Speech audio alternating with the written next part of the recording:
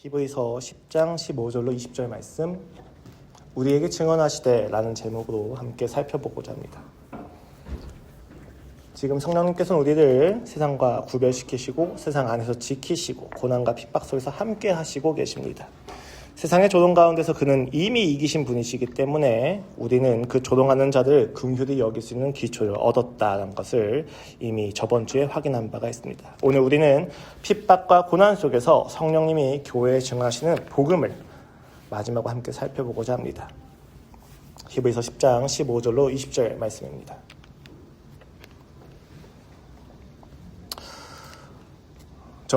여러분 한번 교독으로 함께 하도록 하겠습니다. 또한 성령이 우리에게 증언하시되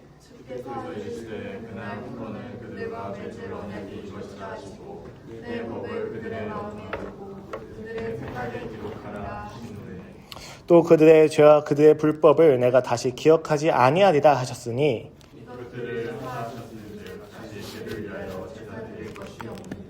그러므로 형제들아 우리가 예수의 피를 힘입어 성소에 들어갈 담력을 얻었나니 우리를 위하여 비장 가운데로 열어놓으신 새로운 살 길이요 비장은 곧 그의 육체니라. 지난 1세기 교회의 후기를 살펴보다 보면 핍박과 고난과 박해를 우리가 마주하고 있다고 말씀을 드렸습니다. 교회는 그 가운데서 내적으로 분열하고 있었고 혼란을 지나가면서 영적인 침체에 깊이 빠지고 이제 배교의 위기까지 마주하게 됩니다. 슬슬 예수님을 직접 보았던 사도들이 죽어가고 있었죠. 사라지고 있었고 그 예수 그리스도의 이야기를 듣기만 했던 자들, 듣고 믿었던 자들만 남게 되면서 더더욱 그런 혼란이 강해지고 있었던 시기였습니다.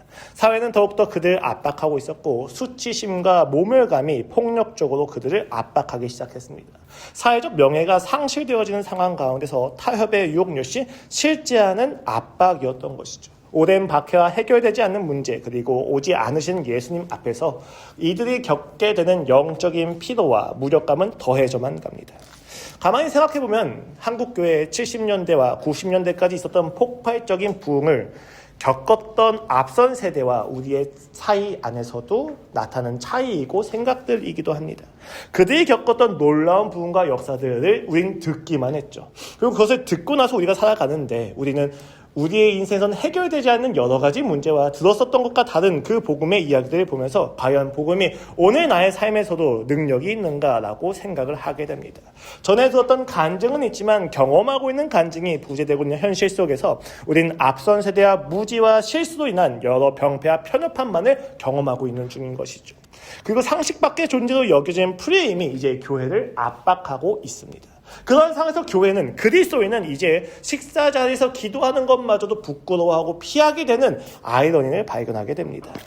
가속화되고 있는 초경쟁 사회와 물질주의 그리고 치열한 입시와 자산의 증식이 압박하고 야기하는 상대적 박탈감은 이제 우리의 영적인 탄력감을 더해주고 있죠.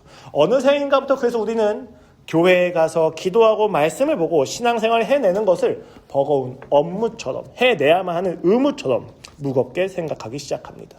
영적인 피로가 더해지고 배교는 아니더라도 타협 정도는 괜찮지 않을까라고 하는 생각이 조금씩 올라오고 실제로 그렇게 타협하는 인생을 살아가기 시작합니다. 그런 히브리 교인들에게, 히브리서의 대상이 되는 교인들에게, 그리고 그러고 있는 우리에게 오늘 성령님은 증언하고 계십니다. 히브리서는요, 크게 두 가지로 이루어져 있다고 보면 돼요. 1장 1절부터 10장 18절까지는 예수님이 탁월하시다. 어떤 점이 탁월하시냐? 존재 자체가 탁월하시다. 그리고 그분의 사역이 탁월하시다. 그러니까 너희가 유대교로 돌아갈 필요가 없다. 라고 하는 내용을 가지고 10장 19절부터 13장까지 너희가 그러니까 영문 받고 나아가는 순교의 삶까지 나아가야 된다라고 하면서 인내와 오래 참음과 순교의 어떤 순수함을 이제 권면하고 있다라고 저희가 볼 수가 있죠. 그래서 첫 번째와 두 번째 이렇게 나누어져 있는데 오늘 본문은요, 그리스도의 우월성에서 믿음의 인내를 권면하는 부분에 있어서의 브릿지에 해당합니다. 오늘 본문을 그 다리로 삼아서 우월성을 기초로 해서 어떻게 우리가 살아갈 수 있는지에 대한 그 동력을 명확하게 밝혀주고 있는 것이죠. 그리스도 예수님은요, 그 존재에 있어서 선지자와 천사와 모세와 여호수아하고는 너무 다른 분이셨어요. 하나님의 참된 아들이시며 영원한 안식의 주인이시자 말씀이셨습니다. 그리고 그런 그가 하셨던 사역들은 모두 다 완전했었죠. 구약에서 명령되었던 제사와 그리고 그 모든 율법의 완성으로서 그는 새 언약의 주인이자 대제사장이자 완전한 제물로 오셨다고 히브리서는 이야기하고 있습니다. 이 제사를 통해서 예수 그리스도는 새로운 언약을 우리에게 주시는데 오늘 본문이 바로 그 새 언약을 이야기하고 있는 중이에요. 그러니까 이 새 언약이 우리로 하여금 그 인내의 신앙생활을 순교까지 각오하는 신앙의 여정을 밀어붙이는 힘이 될 수 있다라고 이야기하는 거죠. 그런데 오늘 본문에서 특이한 부분이 있습니다. 무엇이냐면 오늘 본문은 사도가 증언하지도 않고요. 오늘 본문은 제자들이 증언하는 것도 아니고 사람들이 증언하는 것도 아니고 세상이 증언하는 것도 아니라 성령이 증언하시되라고 이야기 시작합니다. 그 성령이 우리에게 증언하시되라고 이야기하는 거죠. 왜 굳이 성령의 증언의 주체로서 등장을 하고 있는가라고 하는 부분에 대해서 우리가 깊이 살펴볼 필요가 있다는 것이죠. 이러한 질문을 풀기 위해서 우리가 내딛어야만 하는 첫 걸음은 히브리서 청중들의 상황을 정확하게 이해하는 것입니다. 물론 지금 우리가 보고 있는 신약 성서의 대부분은 핍박과 조롱과 수치심과 혼란을 겪고 있는 교회를 대상으로 하고 있는 이야기이죠. 근데 그 히브리서는 그것 중에서도 좀 더 깊은 책이었습니다. 그 핍박이 심화되고 있는 가운데에서 유대교로 다시 돌아가려고 하는 자들이 등장하고 있어서 그 배교자들로 인해서 혼란을 겪고 있고 그 배교자들을 보면서 어느 정도 타협을 해도 괜찮지 않을까라고 생각하는 교회에게 지금 저자가 이야기하는 것이죠. 그들이 겪고 있던 영적인 탄력감과 피로 안에서 그들은 이제 보이는 것에 취약해지기 시작하기 때문입니다. 당시 기준으로 볼 때요, 보이는 것이 무엇이냐? 여러분, 교회의 예배는 보이지 않는 예배였어요. 대부분 숨어서 드리고 있었고 보이지 않는 곳에서 드리고 있었는데 그 당시의 종교적 제의는 모두 다 공공장소에서 이루어지고 있다고 보면 됩니다. 영지주의나 특별한 신비주의 제외를 하면은 대부분의 예배는 거대한 성전이 있고 장엄한 예배 음악과 혹은 어떤 소리들이 같이 있었고요. 그리고 굉장히 피가 난자하는 어떠한 실제적인 퍼포먼스들이 그들 함께 하고 있었다는 것을 우리가 볼 수가 있다는 것이죠. 그러니까 예수님을 믿고 신앙을 지키고 있는 사람들 앞에서 계속해서 다른 종교들은 계속 화려하고 보이기에 평안하고 보이기에 조금 더 직접적으로 느껴지는 신들과 종교를 보고 있었다는 거예요. 그러니까 그들이 겪고 있는 혼란이 가중될 수밖에 없었죠. 심지어 그 중에서 유대교 역시도 어느 정도 포함이 되어 있었습니다. 그들 역시도 보이지 않는 하나님을 믿고 예배드리지만 보이는 성전이 있었고요. 또 그 신앙을 지켜나가는 데 있어서 문제가 없었어요. 물론 여러 가지 문제가 있었지만 그들의 신앙을 배교해야만 할 정도의 문제는 없었다는 것이죠. 그들은 그 로마의 다양한 종교들 안에서도 섞여서 자기들만의 예배를 드리고 있었단 말입니다. 당시에 그 로마의 종교에 있어서 황제에 대한 숭배를 거절하기 시작한 순간부터 자신의 자녀들은 교육을 받지 못하게 되고 일상적으로나 직업적으로나 소외를 당하기 시작하면서 그들의 생계가 어려워지는 일상적인 박해 역시도 그들이 겪고 있었거든요. 근데 유대인들은 아무렇지도 않은 거예요. 자기들끼리 살아남을 수 있는 방법이 있었던 거죠. 눈에 보입니다. 이것이 그냥 하는 이야기가 아니라 그들이 입고 있는 옷과 그들이 누리고 있는 어떤 생활의 양식들과 그들이 먹고 마시고 있는 것들이 자신들과 끊임없이 비교가 되기 시작하는 거예요. 눈에 보이는 형태로 비교가 되는 거죠. 그렇게 되면서 그들의 삶의 피로감과 무력감과 탄력감이 더해지기 시작했다는 것입니다. 그러면서 어떤 생각을 하게 됩니까? 유대교의 신앙도 저렇게 공존이 가능하다면 내가 예수님만을 믿는 이 신앙도 공존이 가능할 수 있지 않을까라고 하는 생각이 들 수밖에 없다고요. 세상을 섬기는 것과 황제를 섬기는 것과 그 로마의 신들 내가 인정하지는 않지만 그들의 양식은 내가 받아들이면서 얼마든지 신앙생활을 할 수 있는 거 아닐까라고 우리가 생각을 하고 있었단 말입니다. 그런 가운데에서 오늘 히브리서의 저자가 보내고 있는 게 히브리서라는 이야기예요. 실제로 배교하는 자들의 존재는 교회 안에서 고민하는 자들에게 또 다른 유혹을 주고 있었습니다. 왜요? 배교하고 나서 그들의 생활 양식이 달라진 걸 보이기 시작하잖아요. 아니 저게 타협을 하는 것도 아니라 배교했는데도 불구하고 잘 살아가네. 당장 예수님이 오셔서 아나니아와 삽비라를 벌하셨던 것처럼 벌하지 않으시네. 눈에 보이는 현상이 없기 시작하니까 혼란이 오기 시작하는 거죠. 그 안에서 히브리서의 청중이 되는 그 교회 안에서 되게 많은 갈등이 있었을 거예요. 야, 배교해도 저게 괜찮을 정도면 조금 타협해도 괜찮겠구나라는 마음이 올라올 수밖에 없다는 것이죠. 거기서 조금 더 나아가서 어떤 생각까지 하게 됩니까? 배교하는 자들도 괜찮고 타협하는 자들도 괜찮네? 하나님이 우리에게 관심이 없는 건 아닐까? 우리는 혹시 잘못된 선택을 해서 버려진 건 또 아닐까? 자신들이 가지고 그리고 지켜왔던 믿음과 신앙에 대한 의심과 정죄감이 그들에게 넘치기 시작했을 것이란 말입니다. 이러한 자책과 의문을 풀기에 그들이 가지고 있는 예수 그리스도를 향한 믿음은 너무 보잘것없이 보이기 시작했다는 거죠. 오늘날 우리가 이 세상을 살아가는 데 있어서 신앙이 아무런 도움이 되지 않는 것처럼 느껴질 때처럼 말입니다. 이때 그들 앞에 보이는 제사가 보이는 겁니다.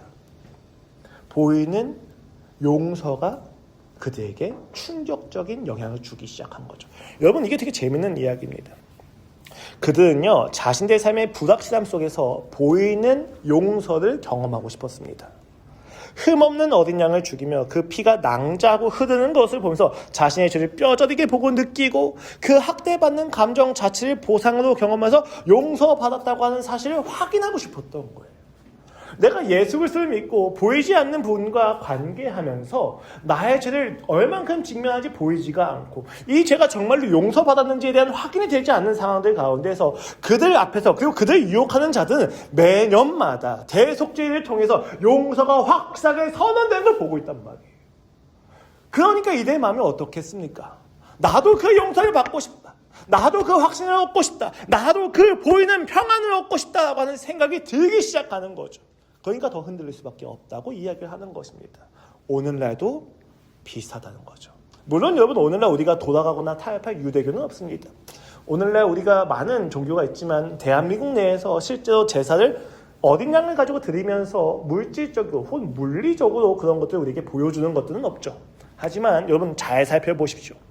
우리는요, 보이지 않는 십자가의 은혜를 온전히 신뢰하는 대신에 행위를 통해서 하나님과 거래하기 시작합니다. 회개를 대체할 수 있는 방법을 찾기 시작하는 거죠. 봉사하고 금식하고 작정기도와 헌금 같은 행위로 우리의 결백을 증명하려고 합니다. 혹은 내가 가지고 있는 죄책과 부끄러움을 덮기 위해서 스스로 학대하기 시작합니다. 억압과 관세 안에 넣어두기 시작합니다. 그리고 그 안에서 발생하는 고통을 통해서 나는 충분히 용서를 받았구나라고 보상심리를 받게 되는 것이죠. 또 혹은 어떻습니까? 세상의 성공을 통하여서 스스로를 증명하여 죄책을 희석시키려 하는 거예요. 내가 공격을 받는 것처럼 느껴지면, 내가 나의 신앙에 대해서 의심이 들면 들수록 내가 세상에 더 열심히 나를 증명해내서 내 신앙은 잘못된 게 아니야 라고 스스로 안심시키려고 하고 있단 말입니다. 하나님과 보이지 않는 관계에서 얻어지는 유익과 평안이 없으니까 우리가 보이는 것을 통해서, 당장 내게 느껴지는 것을 통해서, 당장 내가 믿을 수 있는 것을 통해서 나의 마음에 없어진 평안을 채우려고 한다는 거예요. 심지어 하나님과의 관계에서 지은 죄에 대한 죄책마저도. 회개가 가벼워지기 시작합니다. 회개가 불확실해지기 시작합니다. 그래서 그 불확실한 회개에 대한 내용을 십자가에서 얻어진 감격을 버리고 내가 더 학대받고 내가 더 증명할 수 있는 방법을 선택하기 시작한다는 것이죠. 이 모든 시도는 단 한 가지의 본질로 귀결됩니다. 십자가 앞에서 온전히 엎드리는 대신에 내 죄와 허물, 그리고 그로 인한 불안감을 내 감정과 나의 행동으로 직접 통제하고 싶어 한다는 것이죠. 교만한 욕구가 생기기 시작합니다.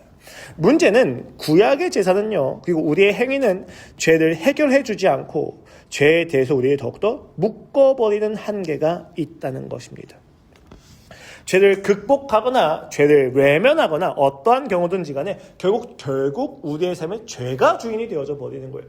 저희는 끊임없이 이야기합니다. 성경은 끊임없이 우리에게 선언해 줍니다. 우리가 가진 신앙의 목적은 죄를 이기는 것이 아니라 하나님을 더 알고 살아가는 것이다. 근데 어느 순간부터 우리의 삶에 죄를 이기는 게 목적이 돼서 내가 그 죄가 없다는 것이, 내가 그 죄에서 벗어났다는 것을 증명하는 것이 내 신앙의 목적이 되어져 버렸다는 거예요. 끊임없이 보이고 들리고 느껴지는 것에 나의 모든 마음을 빼앗기고 하나님과 보이지 않는 관계를 유지하는 것에 지쳐서 도망하고 있다는 것입니다. 그렇기 때문에 우리의 인생에서 신앙이 큰 힘이 되지 않게 됩니다. 그것을 붙드는 건 내게 여전히 불확실하고 보이지 않는, 느껴지지 않는 모호함이기 때문이죠. 그런 우리에게 오늘 히브리서 저자는 다시 한번 이와 같이 이야기합니다. 성령이 우리에게 증언하시되, 라는 거죠. 여러분 되게 재밌지 않으세요? 성령이 너희에게 증언하신다고 이야기하지 않습니다. 우리라고 이야기하면서 우리가 너희를 지금 정죄하는 게 아니라 우리 모든 사람들에게, 남녀노소나 지금 이 말을 전하고 있는 권위자나 이 말을 들어야만 하는 자들과 그런 어떤 계급과 층과 어떤 급이 다 없는 상태에서 예수를 믿는 모든 사람들이라면 성령의 증언을 듣고 있다라고 이야기합니다. 성령이 우리에게 증언하시되라고 이야기하면서 그는 우리 모두가 누려야만 하는 내용을 상기시켜 줍니다. 그 내용이 오늘 본문의 16절로 17절의 말씀입니다. 주께서 이르시되 그날 후로는 그들과 맺을 언약이 이것이라 하시고 내 법을 그들의 마음에 두고 그들의 생각에 기록하리라 하신 후에 또 그들의 죄와 그들의 불법을 내가 다시 기억하지 아니하리라 하셨으니 이것들을 사하셨은즉 다시 죄를 위하여 제사 드릴 것이 없느니라 라는 것이죠. 오늘 이 본문 말씀은요, 구약의 예레미야 31장 33절로 34절 새 언약에 대해서 예언하는 것을 인용하고 있는 본문입니다. 그런데 여러분 되게 재밌는 게 히브리서 8장 8절로 12절에서 이미 예레미야 31장 32절로 37절까지 인용을 해요. 거의 문자가 그대로. 그런데 지금 10장에 와서 인내를 권면하려고 하는 그 브릿지에서 다시 한번 인용을 하는데 그 인용의 부분을 축소해서 33절로 34절만 인용을 합니다. 그런데 이 33절로 34절을 인용할 때 생략을 통해서 두 가지를 강조하고 있어요. 단어도 조금 변화시키고요. 그리고 어떤 부분에서는 생략을 통해서 딱 두 가지의 내용을 강조하는데 그 두 가지의 내용 중에 첫 번째가 주의 법을 마음과 생각에 기록한다라는 것입니다. 새 언약이 우리로 하여금 그 인내의 신앙을 살아가게 할 건데 그 새 언약을 인용할 때 히브리서 저자는 첫 번째로 하나님께서 돌판에 쓰여진 율법을 통해서 너에게 역사하시는 것이 아니라 너희 마음에 새겨진 법을 가지고 너희로 살아가게끔 하실 거다라고 이야기를 한다는 것이죠. 되게 재밌죠, 여러분? 율법이 돌판에 쓰여져서 조문으로서 우리에게 작용하나 마음에 쓰여지나 똑같은 것 아닌가? 라고 생각이 들 수 있기 때문입니다. 그런데 여러분 굉장히 중요한 게 있는데 이러한 표현은요, 동기에 대한 전환을 이야기해 줍니다. 내 밖에 있는 돌판에 쓰여졌을 때에 우리가 그것을 지킬 때의 동기하고 내 마음판에 새겨졌을 때 내가 그 언약을 지키는 동기가 다르기 때문이에요. 밖에 쓰여질 때는 어떠합니까? 내 밖에 있는 그 법을 지키기 위해서 나는 이 법을 지키지 않았을 때 처벌을 두려워하면서 두려움과 불안으로 이것을 지키게 됩니다. 그런데 내 마음에 새겨졌을 땐 내 자발성을 한없이 끌어올려주는 거죠. 이 자발성을 끌어올려준다고 했었을 때는 두려움과 처벌이 없다는 이야기가 아니라 그 두려움과 처벌이 동기가 아니라 그 두려움과 처벌을 덮어내는 하나님의 용서하심과 사랑하심과 은혜가 내게 동기부여가 된다는 거예요. 이게 왜 그토록 중요하냐? 여러분, 우리가 지금 앞에서 회개를 다른 방식으로 대체하는 것을 이야기했어요. 헌신이나 금식이나 자기를 학대하는 것을 우리가 대체하고 있다. 근데 여러분, 왜 우리가 이 회개를 다른 방식으로 대체하고 있는 겁니까?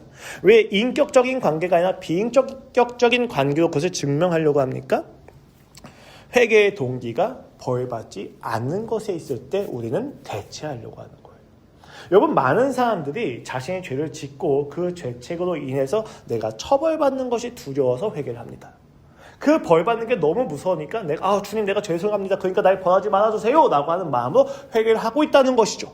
그런데 성경이 이야기하는 회개는 무엇입니까? 그 동기가 벌받지 않기 위함이 아니라 벌을 받더라도 주님 내가 주님과의 관계는 포기할 수가 없으니 제발 나를 용서하여 주시옵소서에 가깝지 않습니까? 세상의 회개는 두려움과 불안 때문에 발생이 되지만 기독교인의 회개는 두려움과 불안이 아니라 하나님에 대한 신뢰와 은혜에 대한 감격에서 비롯된다는 것이 너무 큰 차이라는 것이죠. 히브리서 저자가 우리 마음판에 새겨진 새 언약을 언급할 때의 이야기는 무엇이냐? 너희가 신앙생활을 지금까지 외적인 것에 압박을 당하여서 강제로 두려움 때문에 불안 때문에 결핍 때문에 지켜왔는데 우리가 믿고 있는 예수 그리스도는 어떠하냐? 유대교는 로마교는 다른 다신교들은 너희를 끊임없이 거기에 불안과 두려움의 종로 타게 만들지만 우리가 믿고 있는 예수 그리스도는 그 신뢰와 사랑과 은혜로 너희를 일으켜 세우는 것이 아니냐. 그러니까 돌아가지 말라는 것입니다. 지금 히브리서의 저자는 그것을 분명하게 이야기하는 거죠. 우리가 가진 회개는 달라. 이것을 바울은 로마서 2장에서 이와 같이 이야기합니다. 혹 네가 하나님의 인자하심이 너를 인도하여 회개하심을 알지 못하여 그의 인자하심과 용납하심과 길이 참으심이 풍성함을 멸시하느냐 라고 반문하고 있죠. 우리의 회개는 풍성함이야. 우리의 회개는 용납하실 것에 대한 신뢰이고 그가 인자하시다는 것에 대한 무한한 은혜를 감격하는 반응에 있는 거야 라고 바울이 반문하고 있잖아요. 히브리서 저자 역시도 이것을 분명하게 알고 있었습니다. 형벌에 대한 두려움을 넘어서 하나님의 인자하심에 대한 신뢰의 결과로서 우리가 회복을 위하여 회개한다는 것을. 그대에게 이야기하는 겁니다. 야, 너희 언제까지 그 두 점의 종노릇이 되어서 처벌받지 않기 위하여 끊임없이 율법을 행하면서 회개를 하는 척 하겠느냐. 그런 회개는 이제 끝났다. 그렇게 하지 않아도 된다. 죄책과 자책을 해소하기 위해서 내가 조금 더 나은 인생이라고 확신하기 위해서 해왔던 회개와 용서는 끝났다라고 강하게 이야기하고 있는 것이죠. 물론 여러분 이렇게 이야기하면 이렇게 오해가 될 수도 있어요.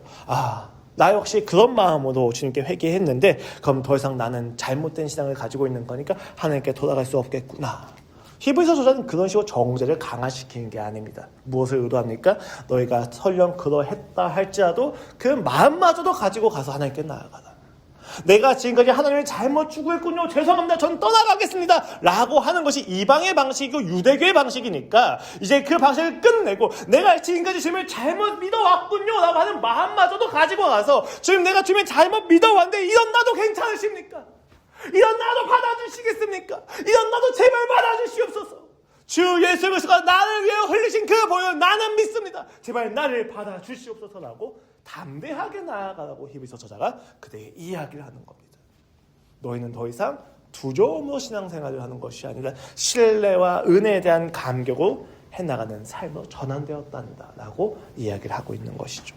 그리고 두 번째로 지금 그가 강조하는 것은 새 언약이 가지고 있는 온전한 용서와 증언입니다. 그러면 두려움과 처벌받지 않기 위한 회개하고 신뢰에 대해서 발생하는 그 회개가 뭐가 그렇게 다른데요? 라고 이야기하면 이게 분명한 거예요. 여기는 온전한 용서가 있고 여기는 온전하지 않은 용서가 있습니다. 이것의 본문은요 이렇게 이야기해요.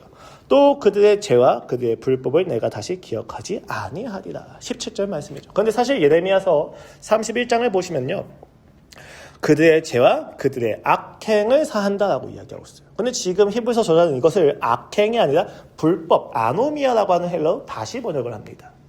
악행보다 불법이 조금 더 적절한 표현이고 그들에게 지금 분명한 메시지를 줄 수 있다고 하는 결정인 것이죠. 그럼 여기서 이야기하는 불법은 무엇을 의미하고 있느냐라고 했을 때 법이 없는 자 혹은 법을 어기는 자에 대한 이야기인데 이 차이가 꽤 커요. 왜요? 여러분 악행은요 내가 하는 행동의 악함을 이야기하는 거잖아요. 근데 불법은 무엇입니까? 지켜야 될 질서에 대해서 내가 반항하는 욕심과 마음을 다 포함합니다. 그래서 여러분 이렇게 생각하시면 좋아요. 도둑질을 하는 것보다 더 큰 처벌을 받는 것은 반란이에요. 내가 로마 황제에 대해서 반란하는 것은 어떤 것보다도 더 큰 범죄가 되죠. 근데 잘 생각을 해보세요. 내가 먹고 마신 게 죄입니까? 죄가 아니에요. 근데 내가 로마 황제에게 반란을 일으키기 위해서 먹고 마셔요. 그럼 그건 죄가 되는 거예요. 반란 문제니까. 하나님 나라에서도 마찬가지입니다. 단순히 악행이 문제가 아닌 거예요. 하나님을 적대하는 관계에서 내가 하는 모든 먹고 마시는 것들이 죄가 되는 거잖아요. 불법이니까. 정당하지 않은 권리를 내가 챙기고 정당하지 않은 권리를 내가 숭배하고 있는 거기 때문에 그 안에서 내가 하는 모든 행위가 악하게 되는 거예요. 악행보다 더 깊은 의미를 이야기한다는 거죠. 그런데 이 불법마저도 용서하시겠다고 이야기하는 겁니다. 너희가 지난날에 내가 왕이 아니라 다른 이들, 다른 우상들을 숭배하던 그 모든 세월들의 역사들과 죄를 가져도 나는 사하고 기억하지 않겠다라고 이야기하는 거예요. 어디 안에서? 새 언약 안에서요. 왜 그렇습니까, 여러분? 10장 3절을 보시면요. 유대교의 용서는 오히려 어떻게 돼요? 우리의 죄를 끊임없이 기억나게 만들어요. 그러나 이 제사들에는 해마다 죄를 기억하게 하는 것이 있나니라고 이야기하잖아요. 우리가 대속죄일에 가서 어린 양을 맨날 드리면 내가 죄를 사해졌구나 이제 안심이다라고 살아가는 게 아니라 그걸 다 드리거나 이제 다시 시작이구나 하고 나서 이제 또 열심히 죄를 짓고 나서 다음 년에 와서 다시 한번 죄를 용서받아야겠구나 라고 생각이 든다고요. 그래서 그 대속죄일은 오히려 우리 제자를 드리면 드릴수록 어떤 생각을 하게 됩니까? 하나님 감사합니다. 나를 용서해 주셨군요. 그 사랑이 무한하십니다가 아니라 주님 내가 또 죄를 짓고 올 텐데 괜찮겠습니까? 라고 우리를 끊임없이 몰아붙인다고. 하나님의 은혜를 생각나게 해야 되는데 그 제사가 우리의 죄만을 생각나게 한다는 것입니다. 그럼 죄가 주인된 인생을 살아가게 만든다는 거죠. 근데 하나님이 그것을 다 엎어버리시겠다는 겁니다. 예수 그리스도의 십자가의 죽음과 부활을 통하여서 무엇을 확신시켜 주십니까? 더 이상의 제사는 없다. 이제 너희가 묵상하고 생각해야 될 것은 죄에 대한 것이 아니라 그 하나님의 놀랍고 풍성하고 무한하신 사랑에 대한 것이다 라고 이야기를 해준다는 것입니다. 그렇게 했을 때 우리의 삶에 어떤 것이 임하게 됩니까? 온전한 용서를 누림이 오게 됩니다. 이렇게 온전하게 용서를 누리게 되면 우리 더 크게 악을 지을 수 있는 거 아닌가요? 라고 이야기할지 모르겠지만 여러분, 내가 진짜 사랑을 하는 사람을 만나게 되면 나의 모든 생활의 질서가 그 사람에게 맞춰집니다. 우리가 지금까지 죄를 사랑했던 이유는 무엇입니까? 우리는 이렇게 생각을 해요. 죄가 너무 좋아서. 아니요. 하나님을 덜 좋아해서 그렇습니다. 우리가 죄에 그렇게 빠지는 이유, 우리가 그렇게 세상을 좋아하는 이유, 하나님을 덜 사랑했기 때문입니다. 하나님을 덜 사랑한 만큼 세상을 좋아하게 되는 거예요. 우리는 심심해서 죄를 지어요. 근데 우리가 심심하지 않다면 어떻게 되겠습니까? 죄를 짓지 않게 됩니다. 하나님을 사랑하는 것에 지쳐서 지루하게 느껴지는 실증이 있는 순간부터 선악을 알게 하는 나무의 열매가 보암직스럽고 탐스럽게 보이기 시작하는 것이죠. 우리의 삶의 가장 큰 문제는 우리가 하나님의 사랑을 잘 모른다는 것에 있습니다. 하나님의 그 무한하신 은혜가 얼마나 즐겁고 재미있는지 모른다는 것에 있다는 것이죠. 그것이 우리가 가지고 있는 가장 큰 문제라는 사실을 그 온전한 용서 가운데서 보여주시는 겁니다. 너희가 지금까지 이와 같이 불법 가운데에서 죄 가운데서 살 수밖에 없었던 단 한 가지의 이유는 내가 너에게 지금까지 허락했었고 명령했던 그 모든 율법들의 목적이 하나님의 은혜와 풍성하신 은혜, 그 사랑에 있다는 것을 내가 몰랐기 때문이란다. 그래서 내가 예수를 보내서 그 모든 의식을 달아주는 거란다라고 이야기를 하시는 겁니다. 예수 그리스도께서 우리에게 주신 용서는 변하거나 변덕에 따라 달라지지 않습니다. 생색을 내는 어떤 것이 아닙니다. 그것은 우리에게 내가 가진 행동을 넘어서 내 존재를 받아주는 놀랍고 신비한 긍휼 가운데 있습니다. 그것을 믿으셔야만 한다는 것이죠. 마지막으로 우리는 히브리서 저자가 예레미야의 옛 예언을 성령이 증언하신다라고 이야기한 이유를 잠깐 확인해 볼 필요가 있습니다. 이게 무슨 이야기입니까? 고리타분한 지켜지지 않는 낙관이 아니라 사람이 하는 확실하지 않은 약속이 아니라 하나님이 하나님의 일하심에 대해서 이야기하는 확실한 보증이다라고 이야기하는 것이죠. 반드시 지켜지신 약속이며 지금도 여전히 우리에게 해당되는 명령이라는 것을, 그 역동성을 성령이 이것을 증언하신다는 것을 통해서 우리에게 강조해주고 있다는 것입니다. 이 하나님의 놀라운 일을 성령이 증언하지 않으신다면 우리가 과연 믿을 수 있겠는가? 그럴 수 없다는 것이죠. 여러분, 여기서 우리가 굉장히 놀라운 사실을 알게 됩니다. 이 하나님의 용서는요, 제사장이나 사도들이나 목사나 전도사를 통해서 얻어지는 것이 아닙니다. 이 온전한 용서의 감격은 오직 나와 하나님과의 관계에서 성령님이 역사하실 때에만 주어집니다. 이 온전한 용서에 대한 증언을 성령님이 독점하십니다. 우리가 아무리 들어도요, 성령님이 그것을 증언해 주지 않으시면 우리는 알지 못하는 자가 됩니다. 그래서 우리는 성령님을 구해야만 하는 자가 되는 것이죠. 이것은 하나님과 인간의 관계에 어떤 누구도 중재로 넣지 않겠다고 하신 예수님의 단호함이십니다. 오직 예수 그리스도의 이름으로만, 오직 성령님으로만, 오직 하나님으로만 구원을 지키시겠다고 하는 하나님의 열심이십니다. 왜 그렇습니까? 그분이 아니시면 받는 모든 구원이 불확실하시기 때문이에요. 영원하신 분이 영원하신 분에 대해서 증언하지 않으면 그 증언이 흔들리기 때문입니다. 그래서 여러분, 우리의 삶에 확신이 없다면 그것은 성령님을 우리가 아직 더 깊이 그의 말씀을 듣지 않았기 때문이라는 사실을 기억하셔야만 합니다. 우리가 이 땅에서 이 영적인 피로감과 탄력감 가운데서 살아내려면 무엇이 필요하냐? 그 성령님의 증언을 들어야만 한다는 것이죠. 불안과 아픔과 결핍을 없애기 위한 회개가 아니라 신뢰와 은혜와 풍성함이 동기가 되어서 영원한 용서를 누리려면 우리는 성령님에게 붙어 있어야만 합니다. 말할 수 없는 그분의 탄식을 들으면서 하나님을 경험하고 묵상해야만 합니다. 그렇게 묵상을 하게 되면 그러므로 형제들아 우리가 예수의 피를 힘입어 성소에 들어갈 담력을 얻었다라고 이야기하게 되는 것이죠. 비굴하지 않습니다. 당당하지 않습니다. 담력을 얻었다고 이야기합니다. 주님, 내가 이렇게 불쌍하니까 나 좀 구해주세요. 사실 이건 뭡니까? 나의 불쌍함을 조건으로 삼는 것이죠. 이것도 예수님이 나의 인생의 조건이 되는 게 아닌 것이죠. 주님, 내가 이렇게 열심히 살았으니까 이 열심을 보시고 나를 구원하여 주시옵소서. 이건 역시도 하나님 앞에서 정당하지 않습니다. 내가 했던 행동을 의로 삼는 것이니까요. 우리가 나아갈 때 근거로 삼아야 될 것은 주님께서 내게 보내신 그 예수 그리스도의 보혈이 나를 덮고 있으면 내가 믿습니다. 그 예수님의 은혜를 내가 믿습니다. 당신이 내게 주신 그 방법을 내가 믿습니다. 내가 당신에게 조언하는, 내가 당신에게 추구하거나 주장하는 나의 주장과 나의 방법과 나의 근거가 아니라 당신이 나에게 말씀하신 그 근거를 내가 붙잡고 있으니 주여 내게 말씀하여 주시옵소서. 우리의 근거는 예수님이라는 것이죠. 불쌍함도 잘난도 근거가 될 수 없습니다. 실제 오늘 본문에서 사용되고 있는 이 담력이라고 하는 표현은요, 그리스의 폴리스에서 자유민이 공회에 나가서 자유롭게 말할 수 있는 사회적인 표현이었어요. 내가 성소에 들어갈 담력을 얻었다는 것은요, 내가 이제 하나님 앞에 나가서 마음껏 교제할 수 있는 권리를 얻었다는 겁니다. 그 마음껏 교제할 수 있는 권리의 근거가 뭐예요? 내가 불쌍해서, 내가 잘나서 그가 나를 사랑하셨어. 그 사랑 외에 내 신앙의 근거가 될 수 있는 것이 없다는 것이죠. 그래서 오늘 본문의 마지막은 이와 같이 마무리가 됩니다. 20절입니다. 그 길은 우리를 위하여 휘장 가운데로 열어놓으신 새로운 살 길이요, 휘장은 곧 그의 육체니라.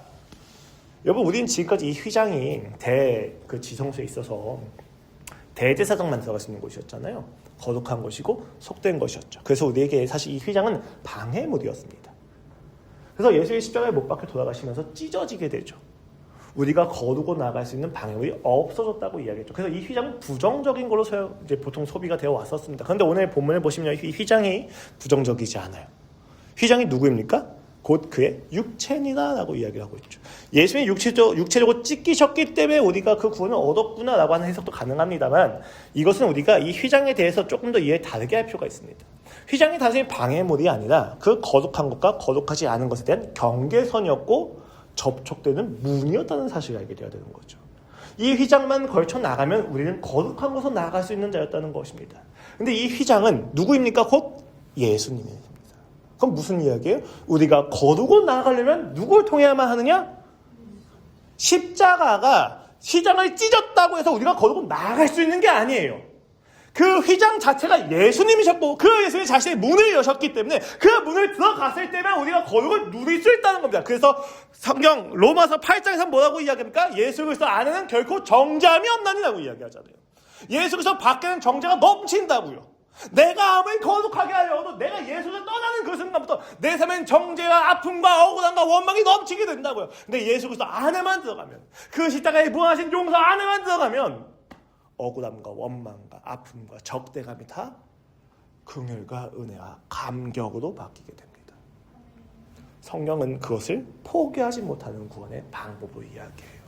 그가 우리를 구하신 구원의 근거라고 이야기를 하는 것입니다.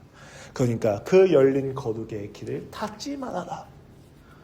예수님 위에 다른 방식을 추구해서 유일한 이 거룩의 방법을 절대 닫지 말아라라고 저자가 이야기하는 것이죠. 그리고 이 생명의 길을 두고 죽음의 길로 가지 말라고 이야기하는 겁니다.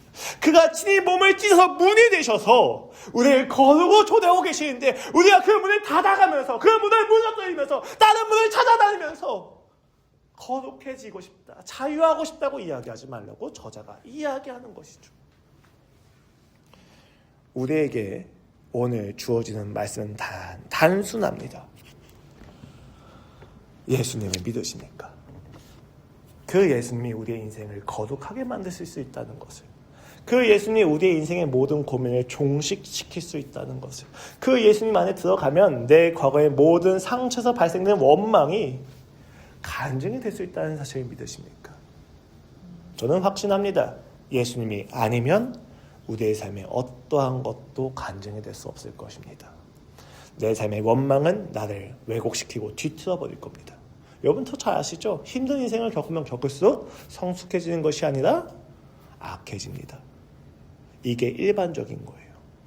예수를 믿는 자들이 예수 그리스도 안에서 나의 인생이 해석되어졌을 때 그 고통이 나를 깊이 만들어주는 것이지, 일반적으로 이 세상에서 고통은 우리를 더 악하게 만들어주는 사단의 방법입니다. 근데 예수님만 만나면 이 고통마저도 우리를 꺾어낼 수 없습니다. 천사의 권력도 우리를 꺾어낼 수 없습니다. 세상의 모든 방식들도 우리를 꺾어 뒤틀리게 할 수 없습니다. 죽음도 나를 항복시킬 수 없습니다. 내가 예수 그리스도 안에 거하기만 한다면.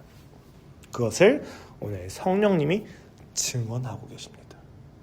성령님이 설명하고 계지 않으세요. 성령님이 이것을 풀어서 강의하지 않으십니다. 우리에게 성령님이 본 것을 그대로 나타내 보여주고 계십니다. 예수님을 보신 분이 얘기하는 것이죠. 우리도 그 예수님을 봐야만 한다고 저는 믿고 있습니다. 오늘 성령님은 혼란과 영적 피로감 속에 있는 우리에게 새 언약의 위대한 진리를 증언해주고 계십니다. 하나님은 더 이상 두려움의 돌판이 아니라 은혜와 사랑으로 우리 마음에 그의 법을 심어주셨습니다. 이게 문제가 돼요. 왜요? 이게 법을 마음에 새겨지니까 세상에 나가서 아무리 즐기려도 즐겁지가 않아요.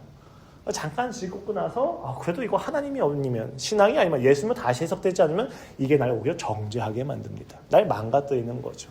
이 마음에 새겨진 법이 있어서 우리 그 선을 넘지 못하게 됩니다. 세상을 향해 가도 억울해져요. 힘들어지고 예수님을 향해 가도 고난이 많죠.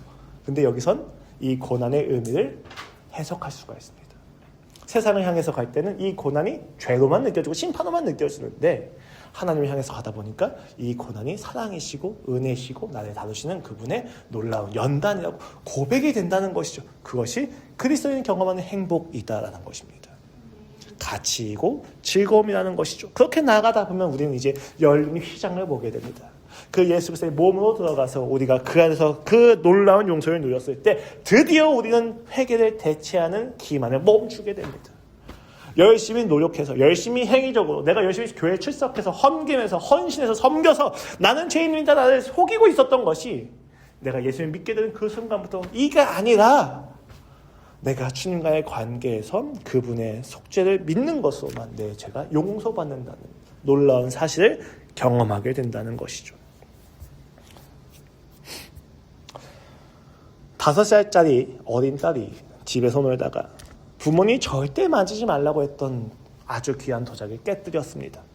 이 자녀가 스스로를 노예로 생각을 하고 있다면 이 자녀는 용서를 구할 때 처벌받지 않기 위한, 버림받지 않기 위한 수단으로서 도자기의 흔적을 다 쓸어 없앤 다음에 보다 열심히 노력하면서 착한 일을 하면서 엄마 아빠한테 인정을 받으려고 할 거예요.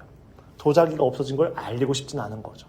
하지만 내가 당신에게 충분히 괜찮은 아들입니다라는 것을 알려주기 위해서 열심히 집안일을 하고 열심히 숙제를 할 거예요. 그럼 부모 입장에서는 얘가 왜 이렇게 열심히 하는 거지? 이런 생각이 들기 시작하겠죠. 근데 그런 경험 다 있지 않으십니까? 우리는 다 그렇게 하나님 앞에서 그런 식으로 회개를 용서를 구합니다. 내 죄를 싹 숨기고 주님 제가 이렇게 열심히 하고 있잖아요. 주님 제가 이렇게 아프잖아요. 주님 저 이렇게 좀 불쌍하지 않습니까? 오늘 나 좀 위로해 주세요 라고 이야기하는 거죠. 도자기는 숨긴 채로. 그러나 우리가 진짜 그가 나의 아버지라는 사실을 믿고 있다면 그가 나를 어떤 경우에도 나를 용서하신다는 알고 있다면 그 도자기를 숨기지 않고 깨뜨린 채로 나아가서 울면서 제발 내가 너무 잘못해서 이것 때문에 당신과 아빠와 나의 관계가 헤쳐질까 무섭습니다. 제발 날 용서해 주세요. 내가 이 도자기 깬 것에 대한 모든 처벌과 아픔을 다 감수하겠습니다. 하고 이런 말을 하지는 않겠지만 그냥 안길 것입니다. 우린 하나님 앞에서 노예입니까? 아니면 자녀입니까?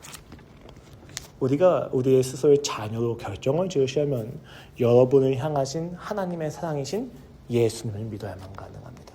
그 예수 그리스도의 사랑을 믿는 것 안에서만 우리가 자녀가 되기 때문이에요. 결국 우리가 회개할 수 있는 건 하나님의 사랑을 신뢰하기 때문입니다. 그러니까 그 사랑을 놓치시면 안 된다는 것입니다. 부모는 절대 그 아이를 밀쳐내면서 네가 깬 물건의 값을 내놓으라고 이야기하지 않을 것입니다. 처벌을 할 수 있고 혼낼 수는 있겠지만 자녀와의 관계는 충분히 받아줄 것이 부모이기 때문입니다. 우리에겐 용서를 구걸하는 것이 아니라 용서를 믿지 않는 교만에 대한 항복이 필요합니다. 하나님 앞에서 내가 얼마나 불쌍한지를 어필해서 그 용서를 구걸하는 것이 아니라 하나님이 이미 나를 용서하시는 사랑을 가지고 계시다는 것을 믿는 믿음 안에서 그것을 믿지 못하고 있는 나의 교만을 항복하는 것이 오늘 우리의 신앙에 필요한 이야기일 것입니다. 그리고 오늘 성령님이 말씀하시는 내용이 바로 그것입니다. 담력입니다. 그 사랑을 믿는 가운데에서 나타나는 담대함인 것이죠. 오늘 여러분의 일상에 그 용서가 가득하기를 기도합니다. 우리 함께 기도하시겠습니다. 하나님 감사합니다. 우리의 인생에 주님의 은혜가 너무나도 많이 필요합니다. 고난과 핍박과 핍절함 가운데에서 나는 내가 살아가는 이 모든 인생에 대한 회의감을 가지게 되고 신앙에 대한 무력감을 경험하게 됩니다. 그래야 나도 이 신앙을 버리고 싶어하는 것에 대한 자책을 느끼게 됩니다. 아버지, 그러나 이 신앙의 이 인생을 살아가는 것에 있어서 우리가 받은 용서는 흔들리는 용서가 아닙니다. 우리가 받은 놀라운 구원은 흔들리는 구원이 아닙니다. 자녀가 아버지의 사랑에 기대듯이 우리가 주님의 사랑에 기대게 하여 주시옵소서. 예수 그리스도 안에서 그 기대는 사랑이 놀랍게 누려지게 하여 주시옵소서. 그때 우리가 일어나 달려가겠습니다. 감사합니다. 주님, 예수 그리스도 이름으로 기도합니다. 아멘. 우리 함께 갈보리산 위에 함께 찬양하고 오늘 예배를 마치고자 합니다.